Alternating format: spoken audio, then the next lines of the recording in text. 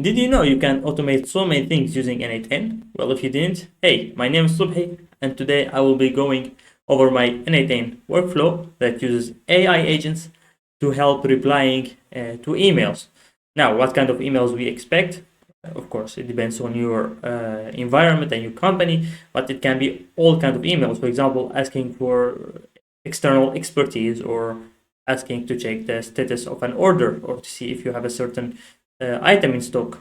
So let's get started directly. I will send myself an email saying, hey, we are looking for someone who is experienced in .NET and has, for example, the following criteria for him.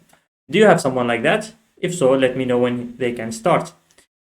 We'll send it directly and head back to our workflow.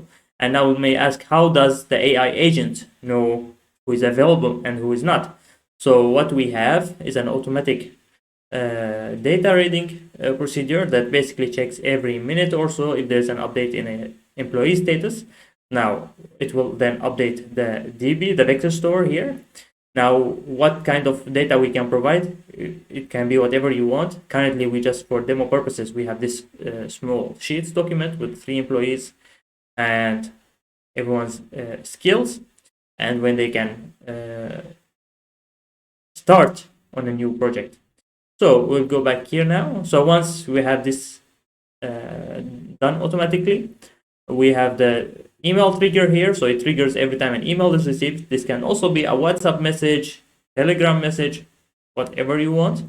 And now we have the classifying agent. So here we see, okay, what kind of email did we request or did we get?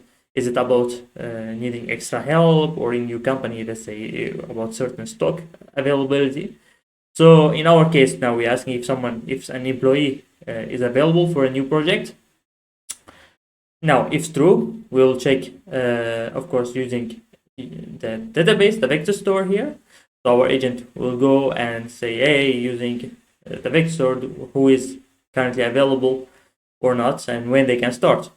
After that, of course, now we ask another AI agent to reply or to generate a reply to the request with the information that it has received, whether we have an employee or not, and what kind of experience do they have. For example, have they worked with projects that require the skills needed? And not only that, we also fetch the resume. In our case, we fetch it from Azure Blob Storage. And once we have that, now here we have a translate content AI agent. For example, if the request is in Dutch or English or any other language, sometimes the AI doesn't reply in that same language. For example, especially in our case, you have the request in English, let's say, or in Dutch, and then the job requirements are in English, and then say, okay, now it gets confused. So what we do here is check, hey, which language was the request in? If it's a language other than what was outputted, then translate it, and then reply back to the user. Now let's see, did we get our reply back? Yes, we did. Now let's see what kind of reply we got. We already see the name of the employee and when they are available to start, and also a small brief summary about the project that they did, and finally the whole CV. So we can apply this to any other scenario for automation, for example, as I said, matching employees or resources in general with people and things like that.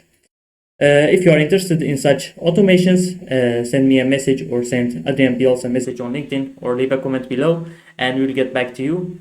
That was it, and thank you for watching.